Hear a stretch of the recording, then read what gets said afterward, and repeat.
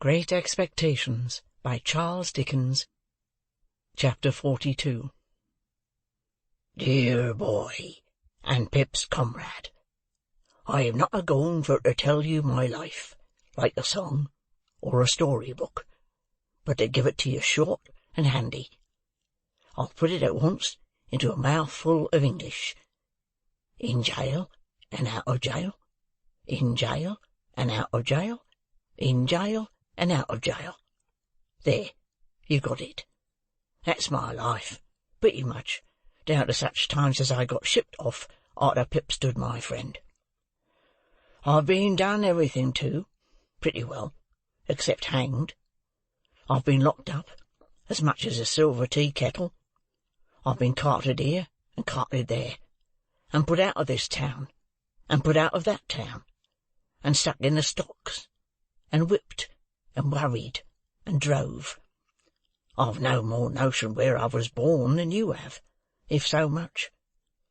I first became aware of myself, down in Essex, a-thieving turnips for my living. Someone had run away from me, a man, a tinker, and he took the fire with him, and left me wery cold. I knowed my name to be Magwitch, christened Abel. How did I know it?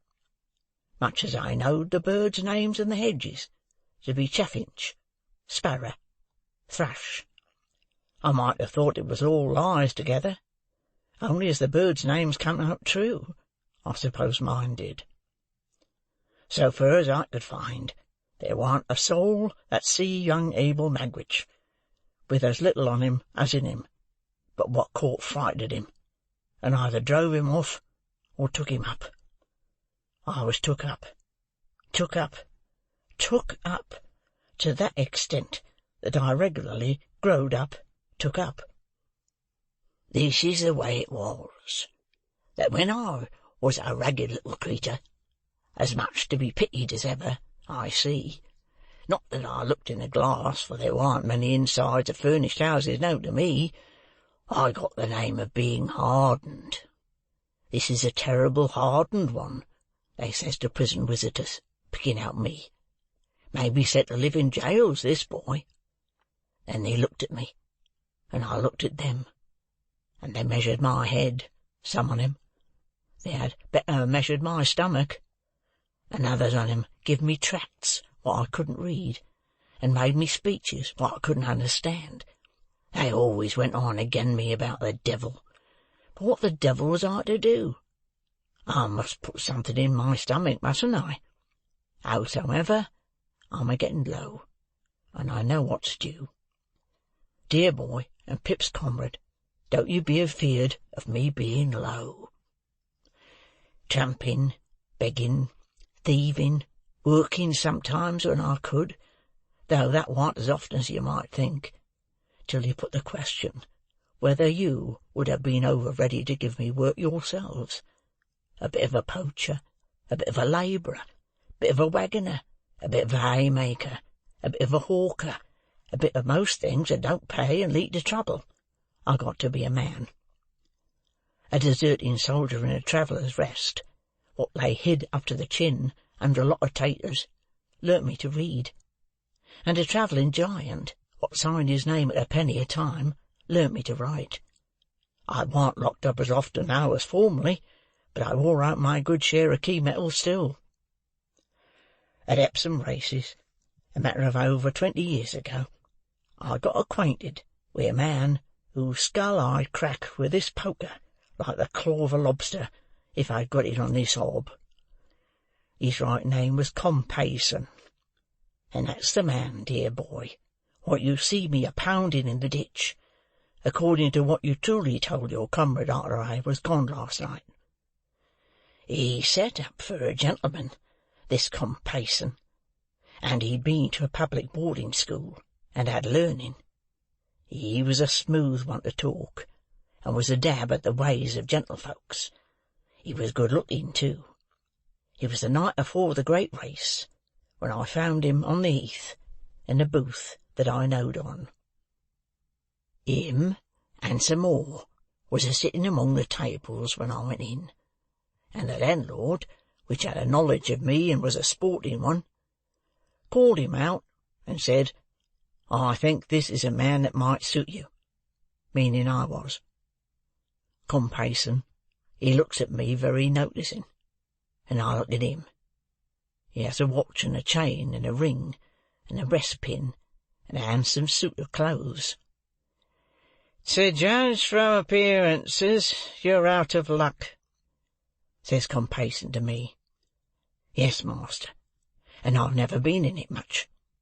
I had come out of Kingston jail last on a vagrancy committal, not but what it might have been for something else, but it warn't." "Luck changes," says Compeyson. "Perhaps yours is going to change." I says, "I hope it may be so. There's room." "What can you do?" says Compeyson. "Eat and drink," I says, "if you'll find the materials."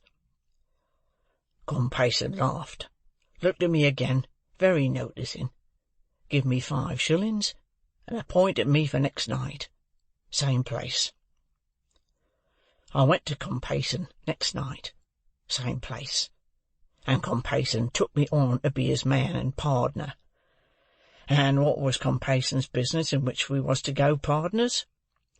Compayson's business was the swindling, handwriting, forging, stolen banknote passing, and such like. All sorts of traps as Compeyson could set with his head, and keep his own legs out of, and get the profits from, and let another man in for, was Compayson's business. He'd no more heart than an iron file.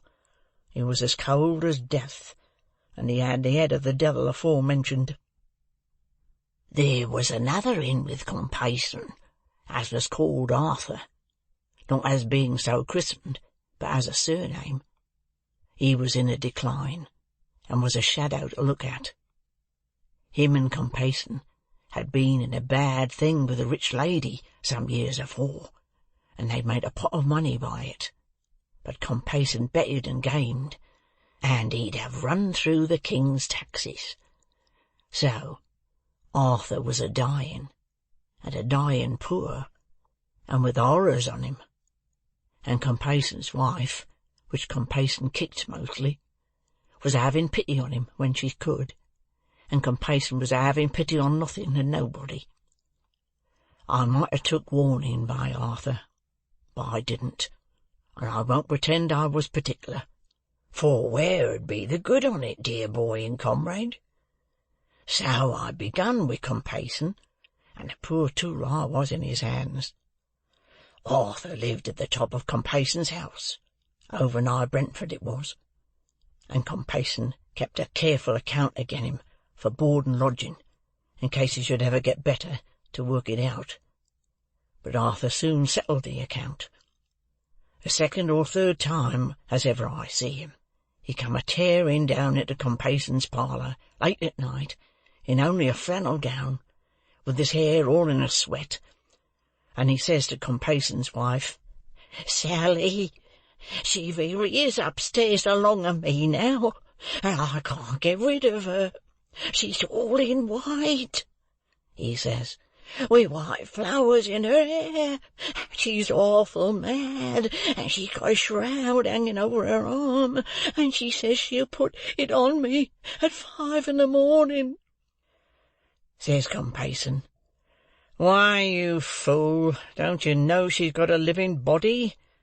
And how should she be up there without coming through the door or in at the window and up the stairs?" "I don't know how she's there," says Arthur, shivering dreadful with the horrors, "but she's standing in the corner at the foot of the bed, awful mad, and over where her heart's broke. You broke it. There's drops of blood." Compeyson spoke hardy, but he was always a coward. "Go up along of this drivelling sick man," he says to his wife, "and Magwitch, lend her a hand, will you?" But he never come nigh himself. Compayson's wife and me took him up to bed again, and he raved most dreadful. Why, look at her!" he cries out. "She's a-shaking the shroud at me. Don't you see her? Look at her eyes. Ain't it awful to see her so mad?" Next he cries, "She'll put it on me, and then I'm done for. Take it away from her. Take it away." And then he catched hold of us, and kept on a-talking to her, and answering of her, till I half believed I see her myself. Compayson's wife, being used to him, give him some liquor to get the horrors off, and by he quieted. "Oh, she's gone. Has her keeper been for her?" he says. "Yes," says Compayson's wife. "Did you tell him to lock her and bar her in?" "Yes." "And to take that ugly thing away from her?" "Yes, yes, all right." "You're good creature," he says. "Don't leave me, whatever you do, and thank you." He rested pretty quiet till it might want a few minutes of 5, and then he starts up with a scream, and screams out, "Here she is! She's got the shroud again! She's unfolding it! She's coming out of the corner! She's coming to the bed! Hold me, both on you, one of each side! Don't let her touch me with it! Ha! She missed me that time! Oh, don't let her throw it over my shoulders! Don't let her lift me up to get it round me! She's lifting me up! Keep me down!" Then he lifted himself up hard, and was dead. Compayson took it easy as a good riddance for both sides. Him and me were soon busy, and first he swore me, being ever artful, on my own book, this here little black book, dear boy, what I swore your comrade on. Not to go into the things that Compayson planned and I done, which 'ud take a week, I'll simply say to you, dear boy, and Pip's comrade, that man got me into such nets as made me his black slave. I was always in debt to him, always under his thumb, always a-working, always a-getting into danger. He was younger than me, but he got craft, and he got learning, and he overmatched me 500 times told, and no mercy. My missus, as I had the hard time with— Stop, though, I ain't brought her in."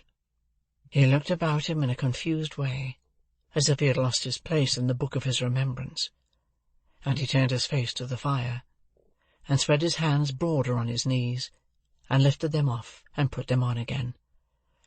"There ain't no need to go into it," he said, looking round once more. "The time with Compayson was almost as hard a time as ever I had.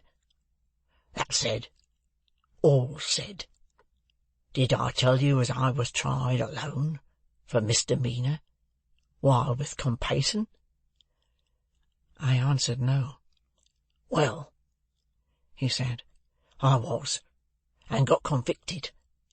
As to took up on suspicion, that was twice or 3 times in the 4 or 5 year that it lasted, but evidence was wanting. At last, me and Compayson was both committed for felony, on a charge of putting stolen notes in circulation, and there was other charges behind. Compayson says to me, 'Separate defences, no communication,' and that was all. And I was so miserable poor that I sold all the clothes I had, except what hung on my back, before I could get jaggers. When we was put in the dock, I noticed first of all what a gentleman Compayson looked, with his curly hair, and his black clothes, and his white pocket handkerchief, and what a common sort of a wretch I looked. When the prosecution opened, and the evidence was put short aforehand, I noticed how heavy it all bore on me, and how light on him. When the evidence was given the box, I noticed how it was always me that had come for'ard, and could be swore to; how it was always me that the money had been paid to; how it was always me that had seemed to work the thing and get the profit. But when the defence come on, then I see the plan plainer. For, says the counsellor for Compeyson, my lords and gentlemen, here you has afore you side by side two persons as your eyes can separate wide.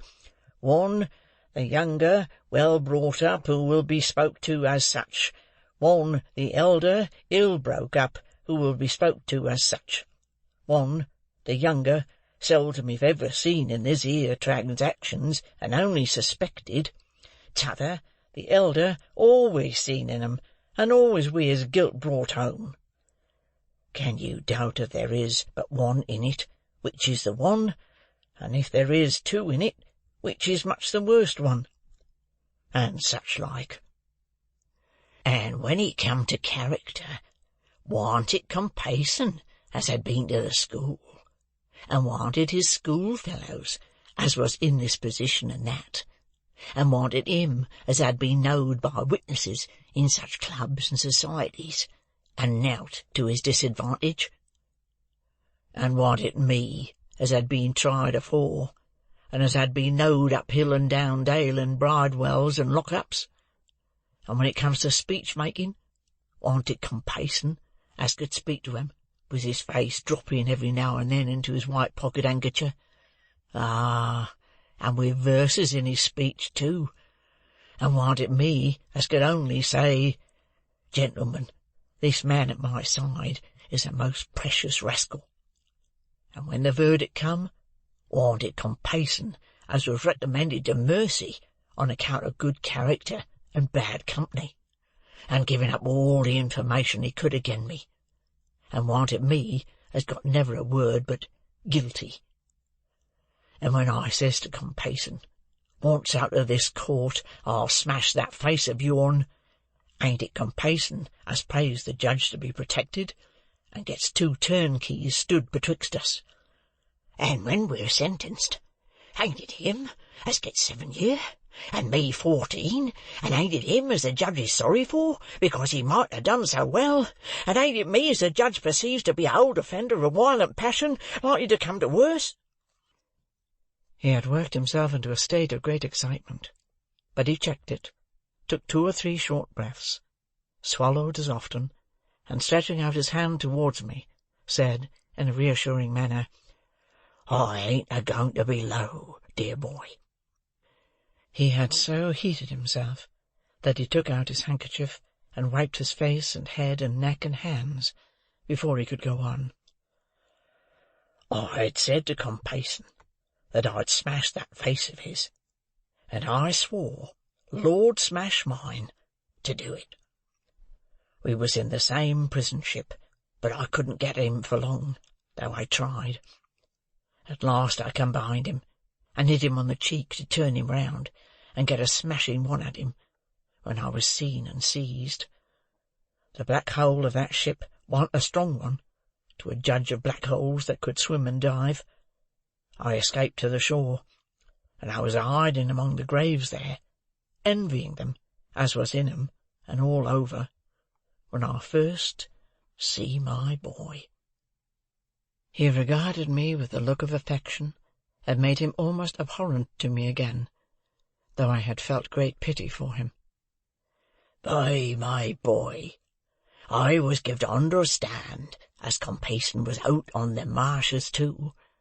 Upon my soul, I half believe he escaped in his terror to get quit of me, not knowing it was me as had gone ashore.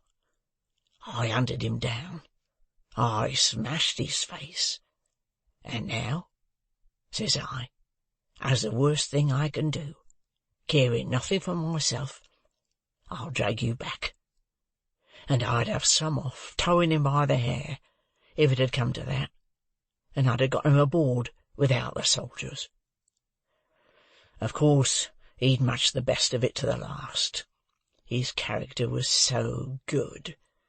He had escaped when he was made half wild by me and my murderous intentions, and his punishment was light. I was put in irons, brought to trial again, and sent for life. I didn't stop for life, dear boy and Pip's comrade, being here." He wiped himself again, as he had done before, and then slowly took his tangle of tobacco from his pocket, and plucked his pipe from his buttonhole, and slowly filled it, and began to smoke. "Is he dead?" I asked, after a silence. "Is who dead, dear boy?" "Compeyson?"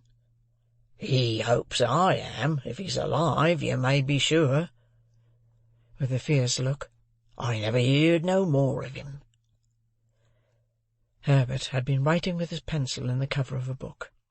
He softly pushed the book over to me, as Provis stood smoking with his eyes on the fire, and I read in it, "Young Havisham's name was Arthur. Compeyson is the man who professed to be Miss Havisham's lover." I shut the book, and nodded slightly to Herbert, and put the book by, but we neither of us said anything, and both looked at Provis as he stood smoking by the fire. Chapter 42.